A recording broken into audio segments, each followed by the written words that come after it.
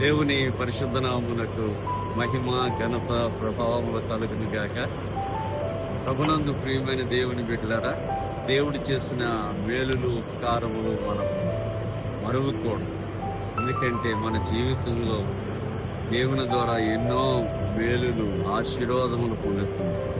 అందుకే దావీదు దేవుని సన్నిధానంలో, నా ప్రాణమా యెహోవాను సన్నిధించు, నా అంతరంగములున్న సమస్తమా ఆయన పరిశుద్ధ నామమును సన్నిధించు. ఆయన చేసిన ఉపకారములో దేనిని మరువు. ఆయన నీ దోషములను క్షమించువాడు, నీ సంకటములను కుదుర్చువాడు, సమాధిలో నుండి నీ ప్రాణమును విమోచించినవాడు, కరుణాకటాక్షముల్ని కిరీటముగా ఉంచుచున్నాడు. పక్షిరాజు యవనం వలె నీ యవనము కొత్తగా కూర్చున్నట్టు మేలుతో నిన్ను తృప్తిపరుస్తుంది.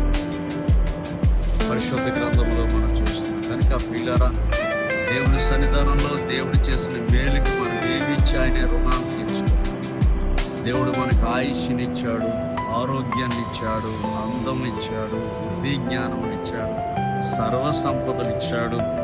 మన జీవితంలో ఎన్నో మేలు, మంచి తల్లిదండ్రులు ఇచ్చాడు, మంచి భార్యను ఇచ్చాడు, మంచి పిల్లల్ని ఇచ్చాడు, మంచి చేతి పని ఇచ్చాడు, మంచి చదువుని ఇచ్చాడు. ఎన్నో మేలులు పొందాం. కాబట్టి వారి అన్నిటికీ మన దేవుడి కృతజ్ఞత స్తుతులు చెల్లించాలని పరిశుద్ధ గ్రంథంలో మనం చూస్తున్నాం. అన్నిటికంటే దేవుడు చేసిన మేలు ఏంటంటే నరకానికి వెళ్ళకుండా, ఖాయం కాబట్టి నరకానికి వెళ్ళకుండా మన దోషములను క్షమించాలి.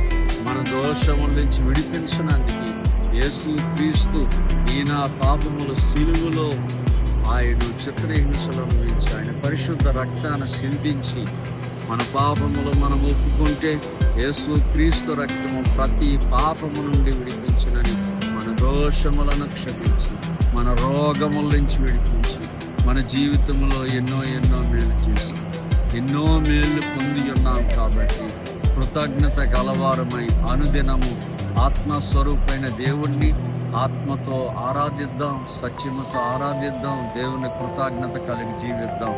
అట్టి కృప పరిశుద్ధాత్మ దేవుడు దేవుని మాటలు వింటున్నటువంటి దేవుని ప్రజలకి దేవుడు అనుగ్రహించును గాక. ఆమేన్.